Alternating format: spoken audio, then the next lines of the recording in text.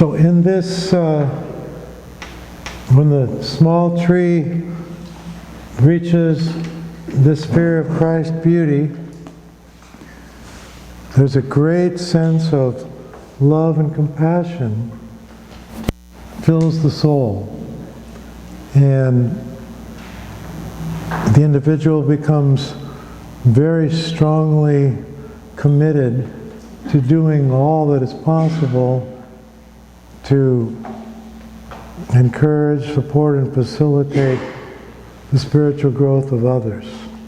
In fact, the spiritual growth of others becomes equally as important to the soul as one's own spiritual growth, because there's this co-identification with the Christ beauty in others and the one in oneself. So this great sense of equality, it becomes a conscious experience. And the word compassion means to feel with. So the level of which a person has true compassion increases exponentially from what it may have been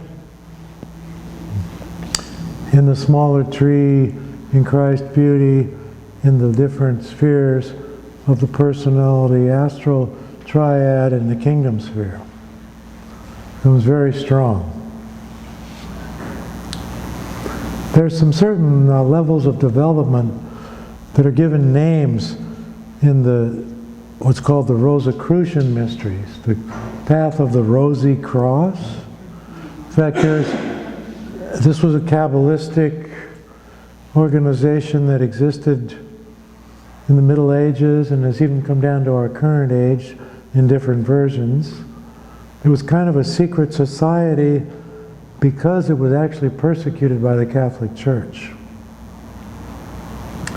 And the person at the stage here, the kingdom sphere, once they awakened into the center of Christ's beauty, the term for that level is called the zealoter. And that means they developed their first zeal for the spiritual journey, because this was when the first spiritual awakening occurs in the soul, and they realize that this is a reality. And so they make the choice to embark upon the spiritual journey.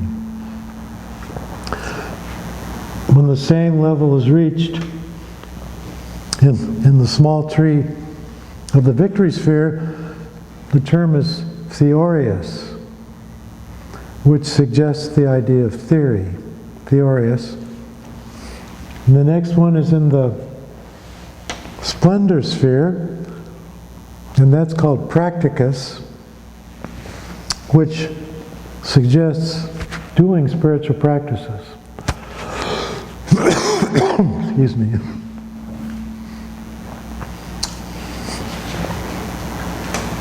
In the victory sphere, when the Christ beauty in the small tree is reached, then the term is called philosophus. And of course, the philosophy, the word itself means love of wisdom, philosophia being its two syllabic sources. But the philosophy of a person is their outlook on life. And so in the sphere of victory, which is the grade of philosophus, that's telling us that we tend to see the world through the eyes of our desires and our belief system. So that forms a filter. Whatever our desires are and our belief system is that forms a filter through which we perceive our individual world in our individual consciousness. Moving up into the initial arrival in the spiritual moral triad in the Christ beauty sphere, the term for a person on this level of spiritual development is called a lesser adept. A lesser adept. A-D-E-P-T. Lesser adept. And an adept is one who has achieved, who has accomplished, who has become adept spiritually. And the meaning of that, of course, is that there's been a liberation from the limitations of human ground. And they're starting their journey into spiritual ground through the spiritual moral triad.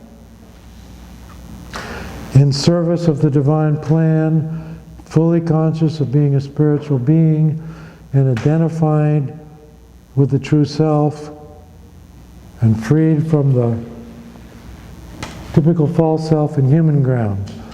Though remnants of the false self still may remain, subtle remnants, the major victory and the battle between good and evil in the soul has been won.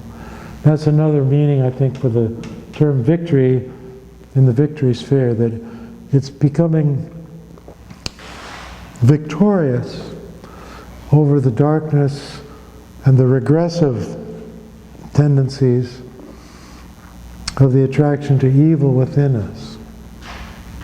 And by the way, you might wonder, well, what's the attraction to evil?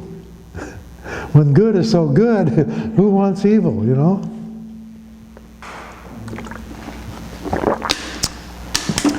Well, this is something I've addressed in some of my writings. The energy of creation in the multidimensional energy field originated in non-created reality, which is a state of absolute completion and fulfillment and perfection. So this energy, which has entered into a state of limitation, has intrinsic to it a desire to return to the fullness and completion of non-created reality. And there are two gateways or doors on the Tree of Life through which that can be done. One is through the spiritual journey and path of evolving up the tree through all the spheres and entering consciously into full union with the divine, with non-created reality.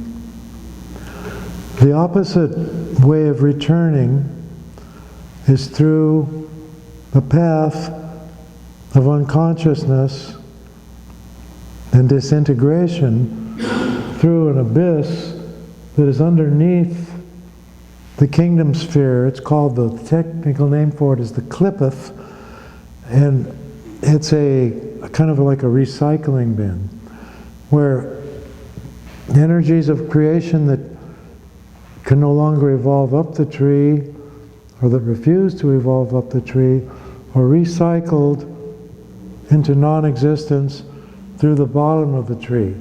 And so these structures are broken down through a process of disintegration into the raw primal energy out of which they emerged, and then they're recycled, but they lose all consciousness. They're recycled back into non-created reality. So the path of evil is a regressive path contrary to the divine plan that ultimately leads to that way back into non-created reality through a path of non-consciousness.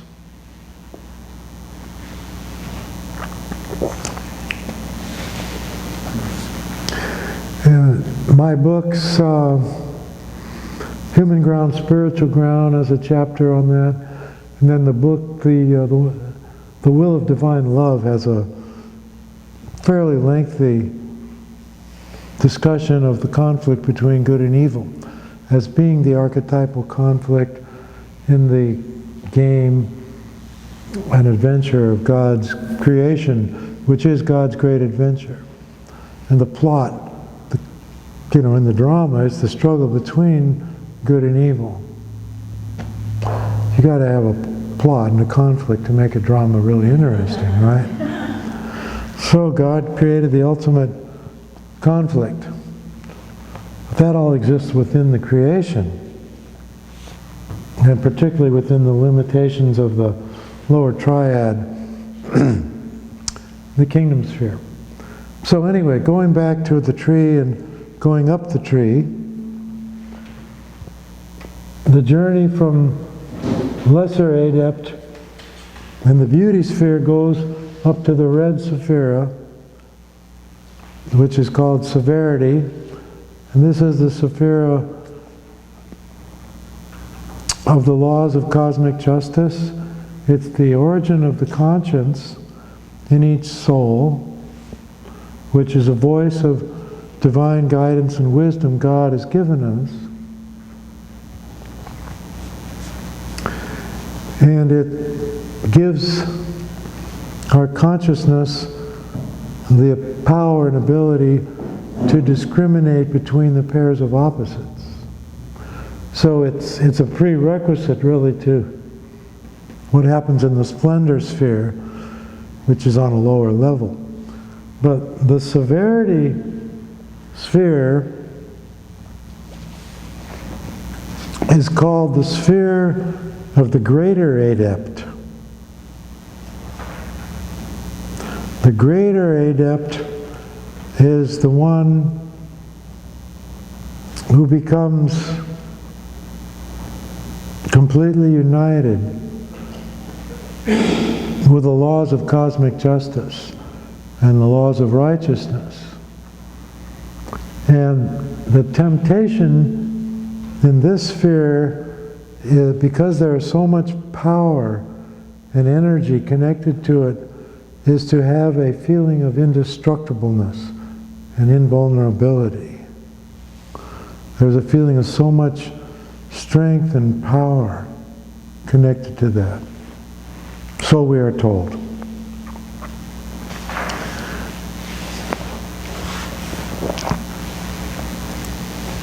So this requires a fuller resolution of the conflict between good and evil.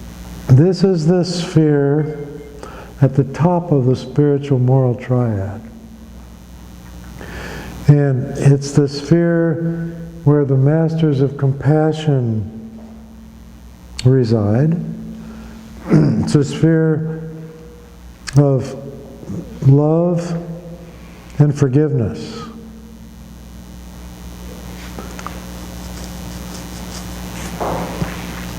Once we open our heart to love,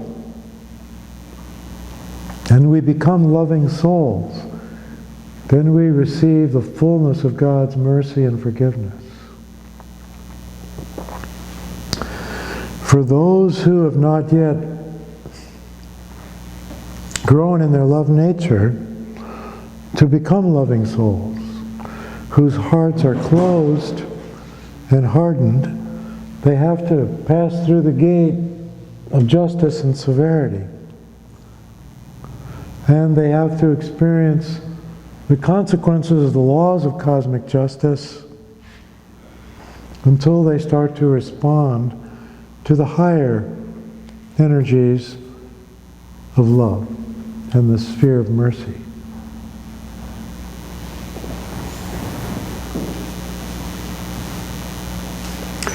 The individual soul that evolves in the small tree of the blue sphere of mercy is called an exempt adept. An exempt adept. Now what does that mean? That means that these masters, these spiritual masters, are exempt from the consequences of any violation of the laws of cosmic justice, or what in Eastern traditions are called the law of karma, because everything that they do is in harmony with God's will, because it's motivated by divine love. So they're exempt from the law because they've reached a stage of spiritual evolution that transcends the law. Earlier when you were going through the peace of life, for example, you represent a kingdom as Christ, Prince of Peace, and later the Redeemer, Messiah and Savior. What would it be for severity and mercy?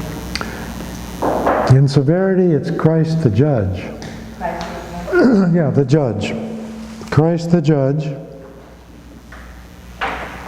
It's where the soul faces so-called judgment, but really you judge yourself, because the Christ within you judges you. It's not an external judge.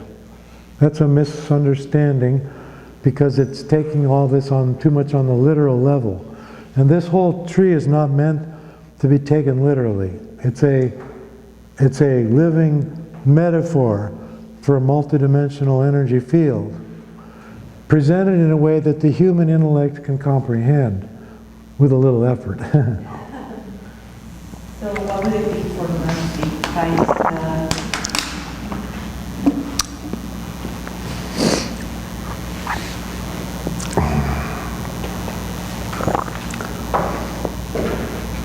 Well, I don't know what the technical term is, but Christ, the lover of souls.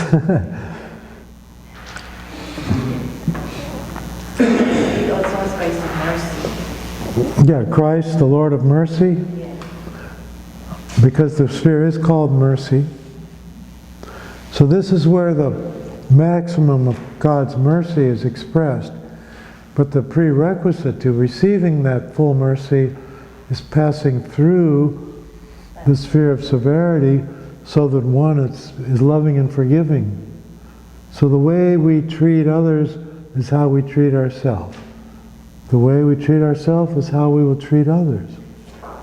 That's kind of how the spiritual law works. And is there a relationship when it comes to the consciousness levels that you were talking about earlier, like archaic consciousness, separation consciousness, connected consciousness, and the integrative, transformative consciousness? Is there something similar to severity and mercy, or does that stop at the human realm? Well, it doesn't stop at human ground, but what happens is all of these lower spheres are redeemed up into the spiritual moral triad as the individual soul climbs the tree, the small trees, in the spheres of the spiritual moral triad.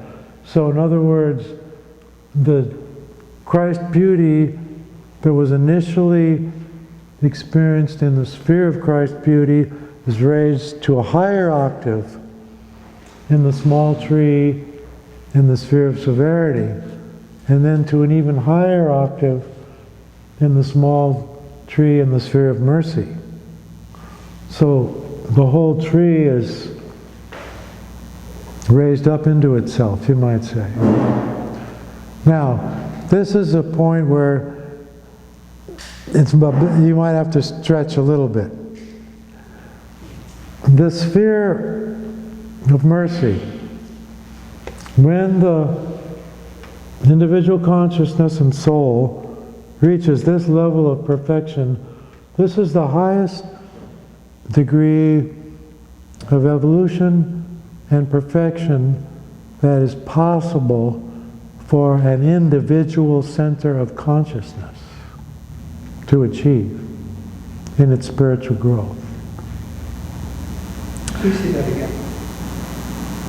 Sure. Thank you.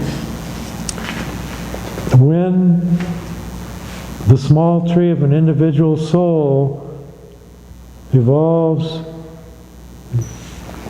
into the sphere of mercy. And the consciousness evolves up that smaller tree to the crown of that tree. That stage of spiritual growth is the highest stage of perfection that is possible for any individual consciousness to reach. So in one sense, it's the end of the journey, but it's the end of the journey as an individual consciousness. So at that point, would we be still in a physical form to continue to advance, or would we be transitioning? Well, you wouldn't need to be, but you could choose to be if you wanted to take on all those limitations of a physical form for the purpose of serving the divine plan and other souls. Normally, they're not. And I can tell you this, in my own experience, I have had contact with one of these beings, and one of these beings has been guiding me spiritually for many years. It would take too long to tell you the story about that, which I'd love to do, and I'm sure you would find extremely interesting. But is it in your book?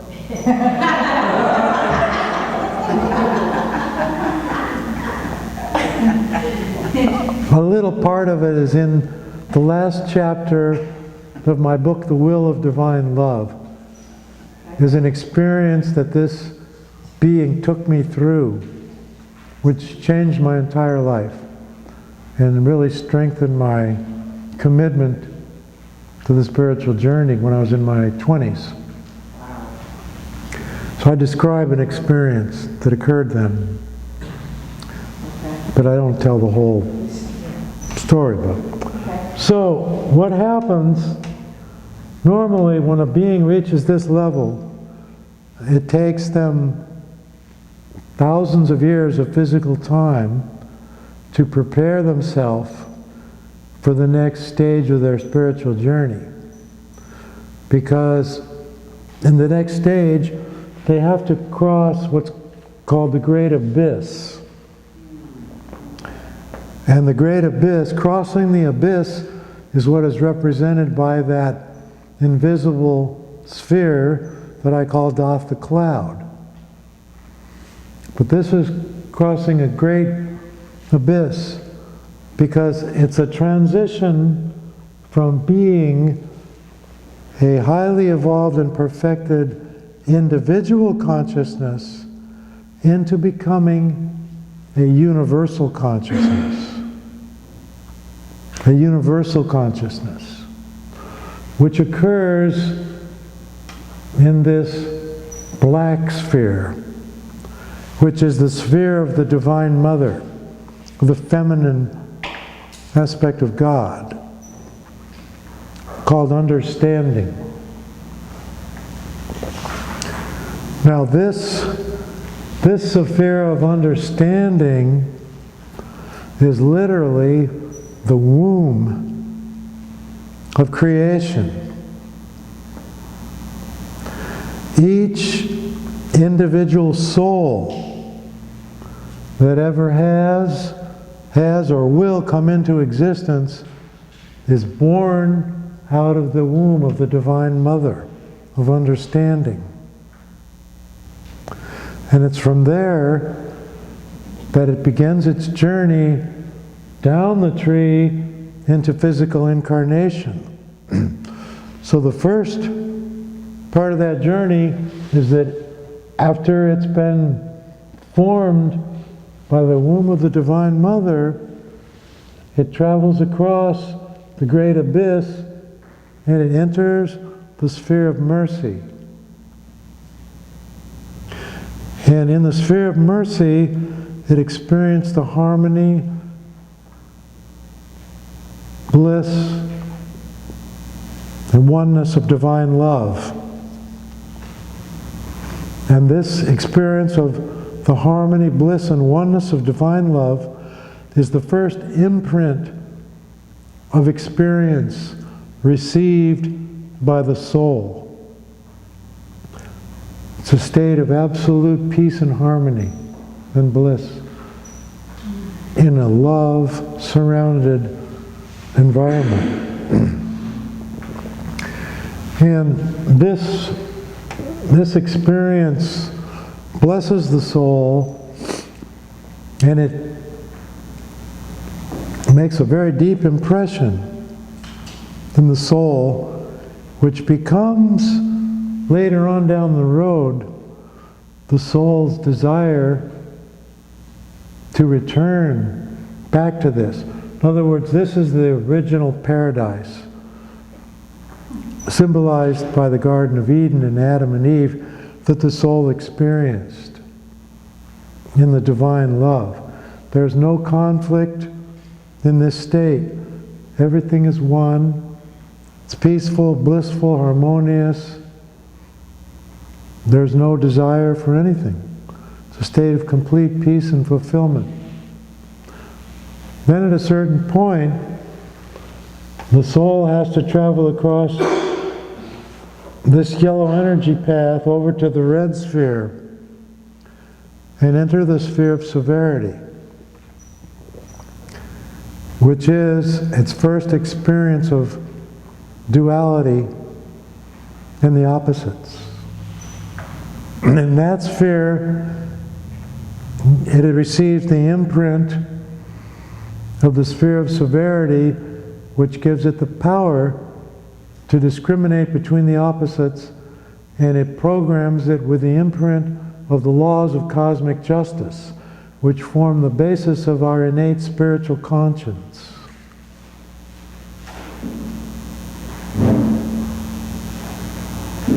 Then it travels from severity into the sphere of Christ beauty. In the sphere of Christ beauty, the soul receives the imprint of the divine image, of the divine indwelling. So this is all part of our spiritual inheritance. And it prepares the soul then to come down and pass through the personality astral triad, receiving the imprints of the victory sphere, the splendor sphere, and the foundation sphere. And then it enters physical incarnation, physical birth in the kingdom sphere. So all of this is within the soul from the time it's born. But it's all potential. But there's like a homing instinct within the soul. The soul in its deepest core desires to return back up the paths of the tree to this mercy sphere and even back up higher to attain to divine union. But it's a very long journey. Very, very long journey. All of us are living in these lower four spheres somewhere. And we may move around amongst them at different times of the day or different times of our life or whatever. Yes? So the understanding, crown, and wisdom occur non-physical. The only thing that's physical on the tree is the kingdom sphere. It's down there. Okay. All of this is non-physical. Okay. But as you go up the sphere, the energy is manifested into more and more subtler forms of matter. This astral personality triad is manifested out of what is called astral matter. And then it becomes more subtle in the spiritual moral triad. So is one able to achieve that upper triad, Well, you achieve it. in physical sense and physical Well, body? yeah, you achieve the beginning of it when you go up the small tree in the kingdom sphere. Yeah. And you achieve a little more of it when you go up the small tree in the foundation sphere. So progressively, it's growing in us as we evolve up the tree. But it doesn't really start to blossom until after we've gone from the mercy sphere into the sphere of understanding of Divine Mother. Because then the individual consciousness is reborn as a universal consciousness. In other words, it's conscious of the star systems. It's conscious on a whole different level we can't even conceive of. Okay. From an individual perspective, of an individual center of consciousness. So there's so much more to be revealed, that we can only point to in a very stumbling way, which is what we have to do when we get up to this. This is called the supernal triad on the tree. And the degree of initiation spiritually in the sphere of the Divine Mother is called becoming a master of the temple. Master of the temple of God's dwelling place.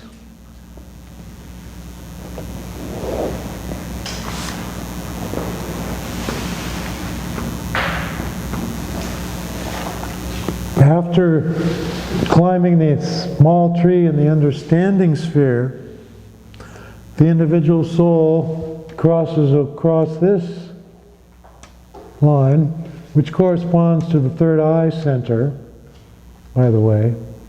And this one here, between severity and mercy, is the throat chakra. And this one between splendor and victory is the solar plexus chakra. So all 7 chakras are here on the Tree of Life, but they're split into opposites to more clearly show what is within them. It's the point where these lines intersect the central pillar that the main chakras are. Anyway, the soul, after climbing the small tree in the understanding sphere of the womb of Divine Mother, then moves over into the wisdom sphere of the Divine Father. Now this is the sphere of God the Father that Jesus talks about.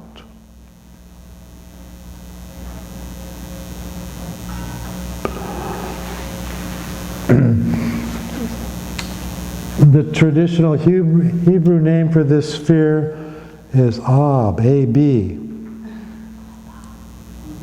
which means Father, and of course Abba, A-B-B-A, comes from that. Jesus was a Kabbalistic initiate, considered the greatest one that ever lived. The Hebrew name for beauty is Ben, which means sun, S-O-N. And the Hebrew word for rock, which we find in the Old Testament a lot, is Aben. So it's the combination of the word for son and the word for father, A-B-E-N, Aben. So the rock in Hebrew represents the union of the Father and the Son, the rock of our faith. So it's not simply a piece of granite, which would be the literal interpretation, but the spiritual meaning is that the strength of this is the union of the Son and the Father.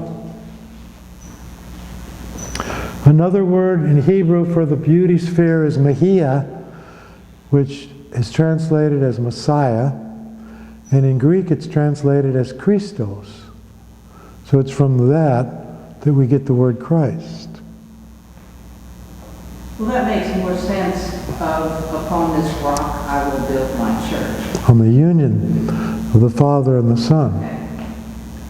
Okay. Well, that makes sense now. Now the color of the wisdom sphere is gray. It's gray. And when you first look at that, you might think, well, gee, that's kind of a drab color for the great God the Father. But there's an important esoteric symbolism to this.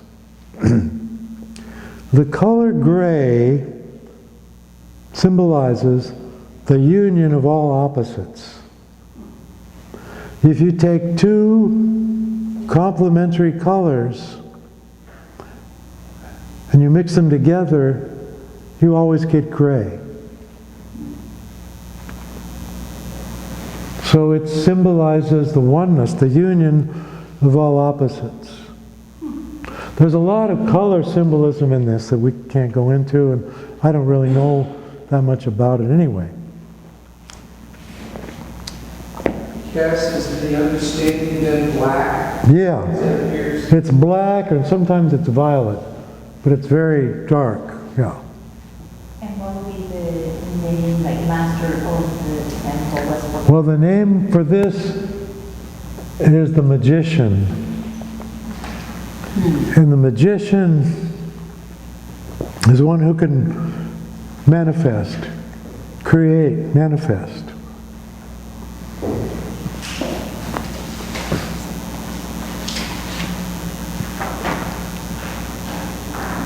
And of course, Jesus had all of these abilities.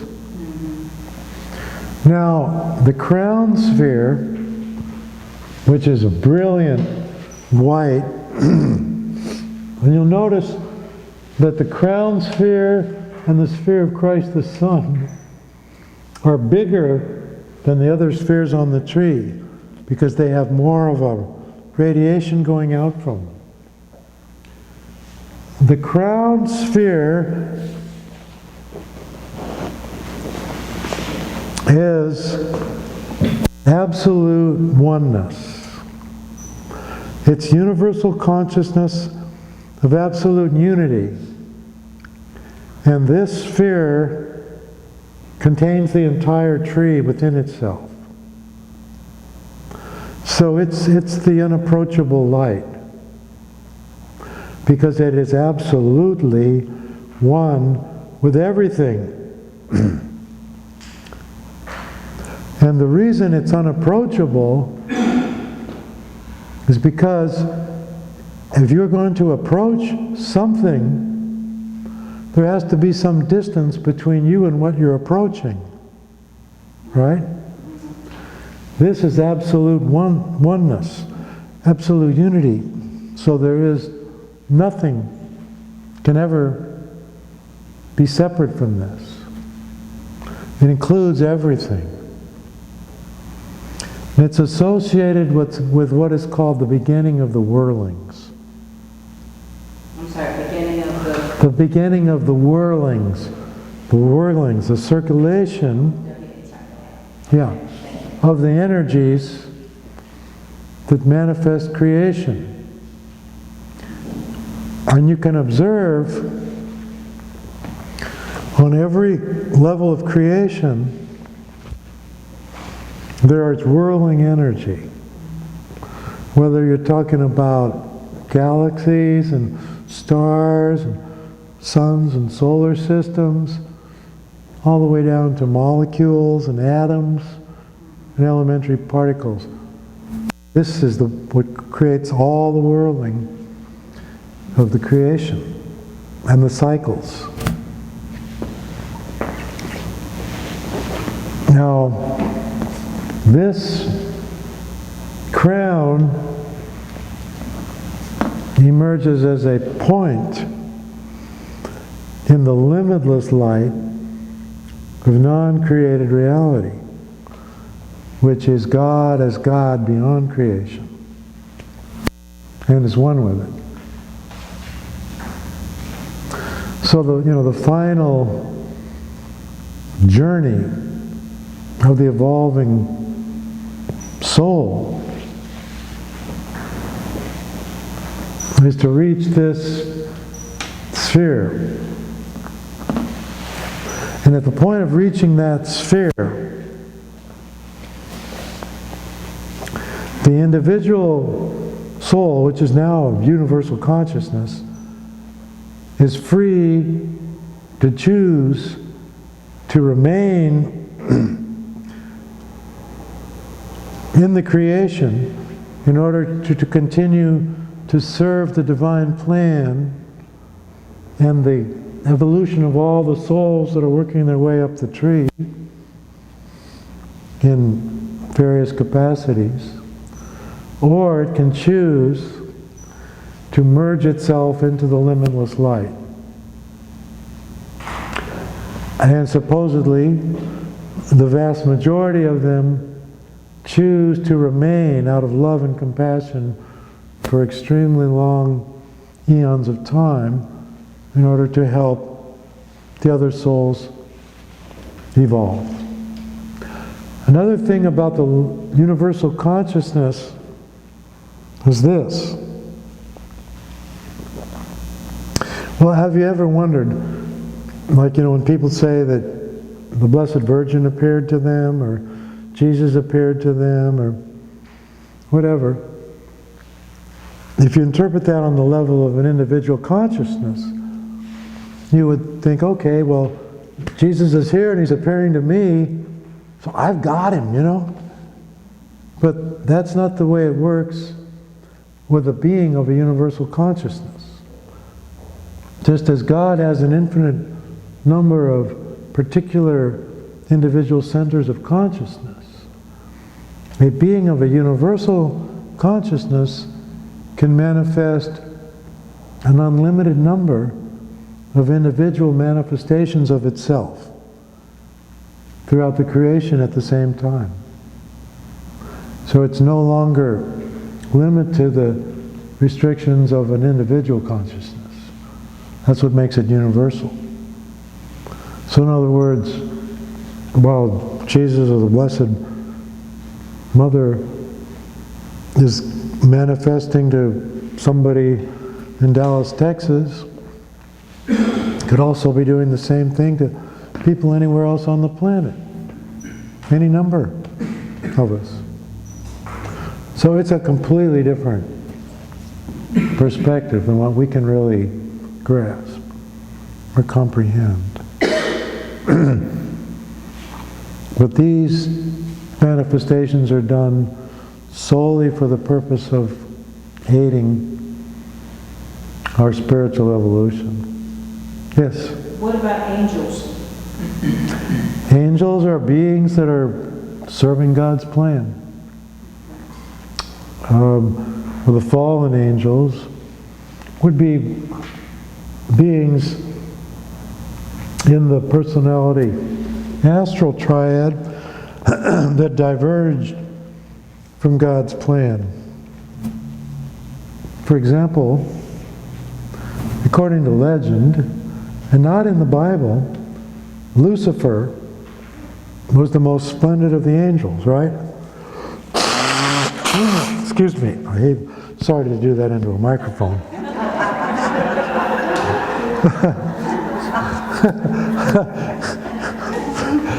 But, Lucifer was the most splendid of the angels. Actually, Lucifer is only mentioned twice in the Bible. Once he's associated with Venus and falling from the sky. I think that's in Isaiah. And the other one is in the book of Revelations. So the story we heard about Lucifer is a allegorical spiritual myth that has come down to us in the tradition, but it's not really in the Old Testament or the New Testament, as some people mistakenly assume it is. It's in the Jewish tradition. I forgot the name of the book. There's the oral tradition that they have, some of the writings that they... So, the story of Lucifer is that Lucifer was the most splendid. Lucifer means light bearer. And splendor is the sphere of the orange right here, right? It's the sphere of the intellect. So this splendid angel Lucifer got too high an opinion of himself. He succumbed to pride, spiritual pride. And all the angels admired him because he was greater than they were, and at least the angels in this particular sphere. And so he decided he was going to compete with God the Father and God the Mother. So he fell because of his pride. Pride is a weakness of the ego, the separate self sense, that has too high an opinion of itself. And so this battle between the angels that followed Lucifer and the ones that stayed with the Archangel Michael and the ones that remained faithful to God the Father become the forms in the creation. Then that energy goes across this energy path into the womb of the Divine Mother. So the Divine Father and the Divine Mother are in perpetual blissful sexual union. Or creative. Creative activity. And the Divine Mother, a womb is a confining space. So these images that are spinning, she concentrates them into more well-defined forms. That's what the womb does. And also, she's the one who is the architect of the laws, because the laws are also limitations. So everything that's confining and limiting, which is required in creation, comes from the feminine. The laws of cosmic justice and the powers of the intellect. This is called the feminine pillar on the tree. This is called the masculine pillar. So once the Divine Mother forms these ideas from the Divine Father into actual forms, then they travel across the abyss and they go in the sphere of mercy and they become a little more dense. Then they go over to severity. Then they come here to the Word with a capital W of God. And they're made more into what they're going to become. Then they travel all the way down through the personality astral triad, and it's only in the physical that they out-manifest as concrete, solid, or seemingly solid forms. And it's a similar thing with the soul's journey into incarnation. Now, these two pillars are also very important in this, in that all of the creative arts come from the masculine pillar, and the sciences come from the feminine pillar. However, each sphere has masculine and feminine energies within it.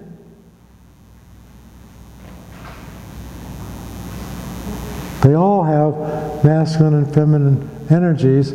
Each one is receptive. Each one is receptive in relation to the sphere above it, and active in relation to the sphere below it. So the journey of the spheres into manifestation, they jump into manifestation all at once like a lightning flash. It starts in the crown, then it goes to the wisdom, then it goes over to the understanding, then it goes to mercy, then it goes to severity, then it goes to beauty, then it goes to victory, then it goes to splendor, then it goes to foundation, and then it goes to kingdom. Now, on the astral plane of the foundation sphere, which is the closest one to the physical, there's this in terms of the rest of the tree, relatively dense astral matter.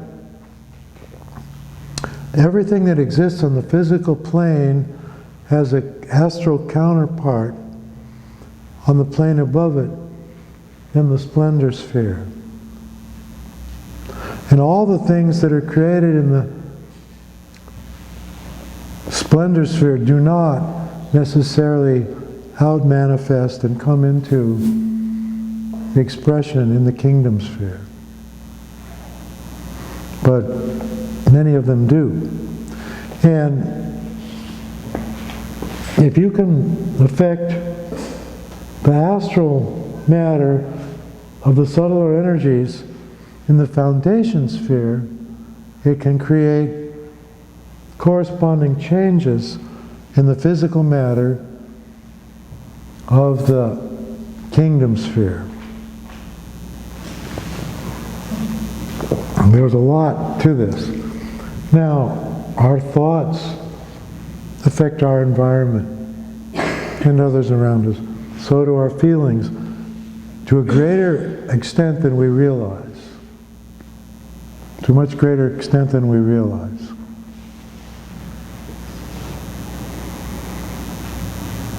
Once a being gets to this level of the greater adept, the teaching is that they have the ability to prolong their life on earth and to heal themselves simply from this higher state of consciousness.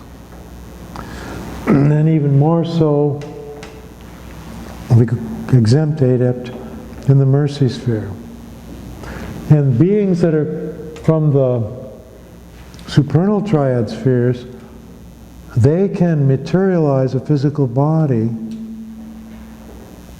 right here on this earth or anywhere else when they want to, and they can dematerialize it, which is exactly what Jesus did after his resurrection, according to the New Testament. He had a resurrection body, and he could manifest himself. And often he manifested himself in a physical form, and his followers didn't recognize who he was. So he could take on whatever appearance they wanted to.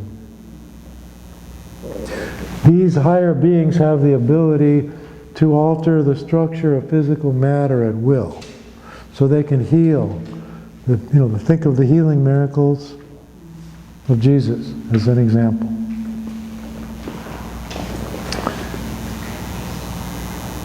So this is a whole other order of spiritual being than what we know of as the human race.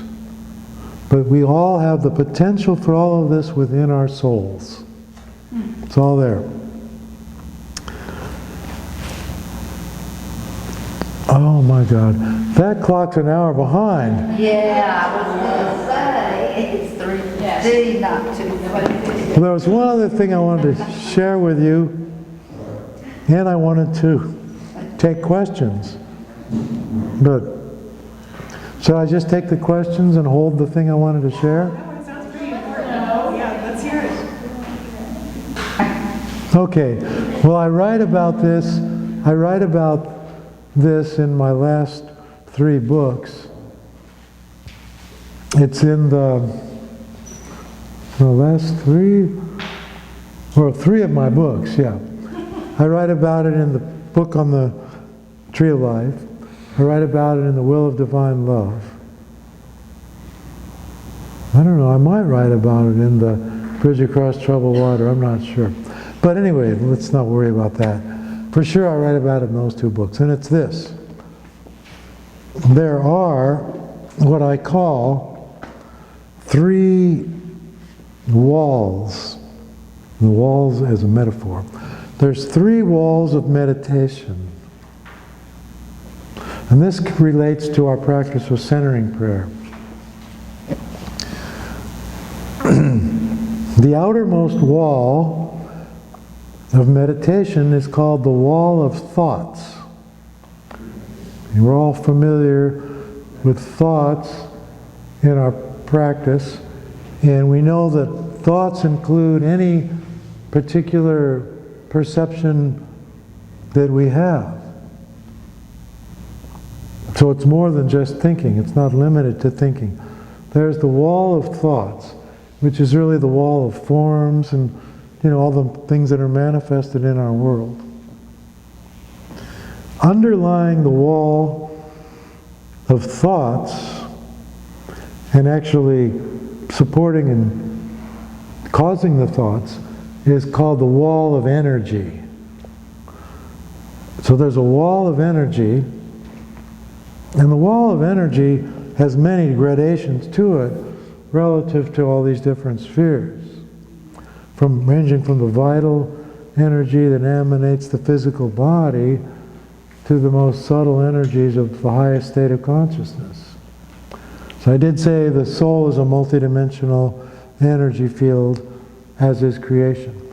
So a lot of the lights-on experiences that people have, spiritual experiences, paranormal experiences, visions, many things, are manifestations of the wall of energy. Underneath the wall of energy and supporting it is the wall of silence.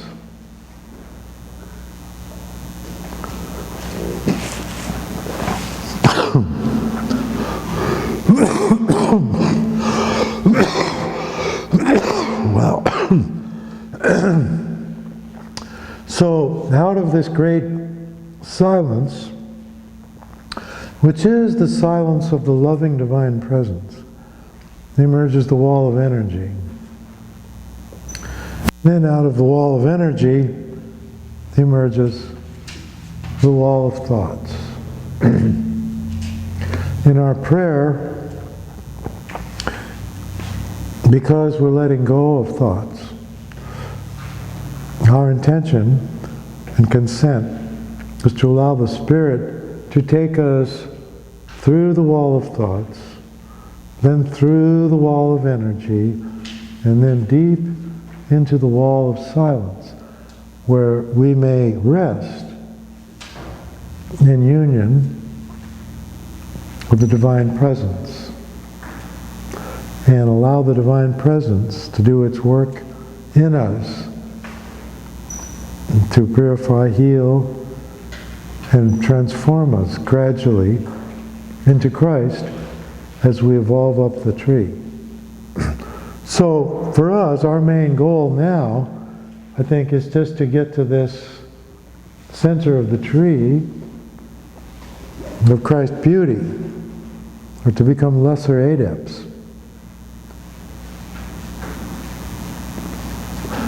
Once we get to that point, all the rest will be revealed to us, much more than what I could possibly describe to you.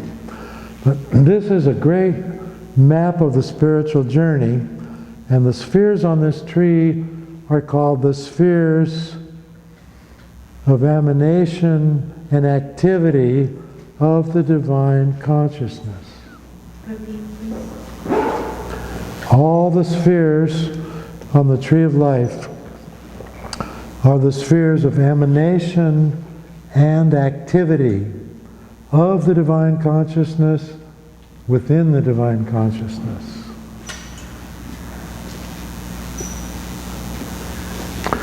And all of this is within us. We are all part of it. And there is much spiritual guidance available to us from beings in all of these spheres who are working to facilitate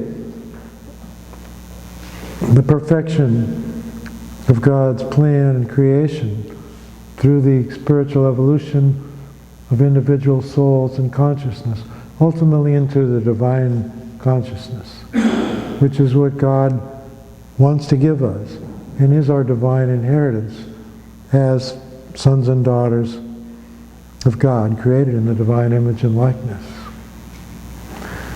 This tree actually has a key to understanding a lot of the deeper meanings of the scriptures. And there are many veiled references to it in both the Old and the New Testament. This is the knowledge that was hidden and kept from people by the Pharisees and scribes when Jesus got angry at them. You know, he said, "You have taken the keys of knowledge and hidden them. You did not use them. You did not enter, and you prevented those who wanted to enter from entering." Well, this is the keys that he was referencing. The New Testament never explains what he was talking about when he said that, but it definitely affirms that he said it. And it's this knowledge and what goes along with it that he was referring to. Did he teach this to his disciples? He may have taught it privately. He spoke in parables to the general public. And there's a place where they asked him, "Why you speak to them in parables?" And he said, "To you it is given to know the mysteries of the kingdom. It is not given to them." Meaning they're not ready to receive that.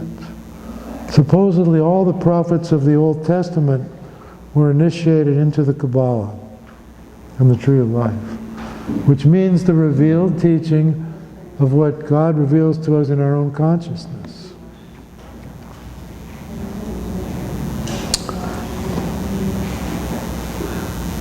But one can only speculate. Oh, another thing before we cut it off.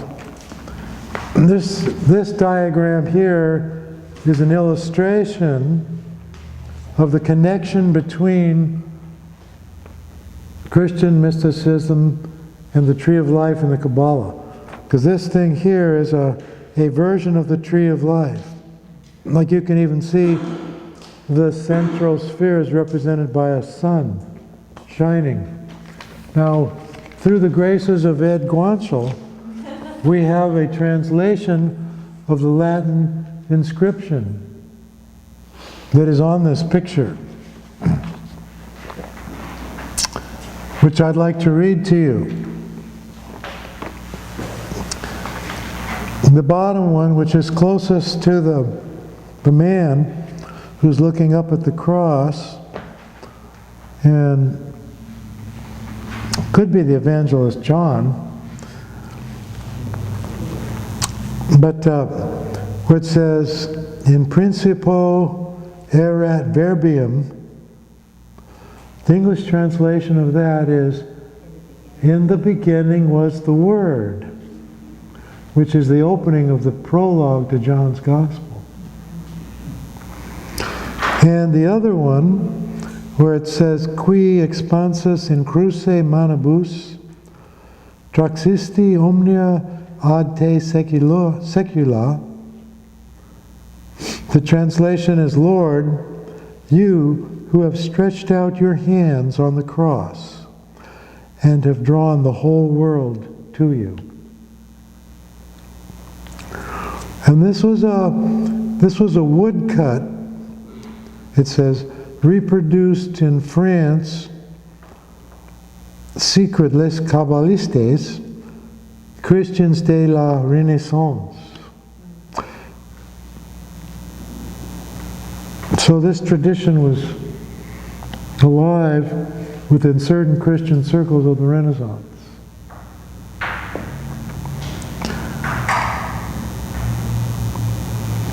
And this is a very interesting image. You'll notice it has the menorah, the 7 candles, which represent the 7 angels before the throne of God. And this menorah is used in the Hebrew tradition. And it's out of the Hebrew tradition that this has come to the Christians. And also the symbols of what are called the cherubim, the 4 fixed signs are here, where you have the man, the eagle, the bull, and the fire.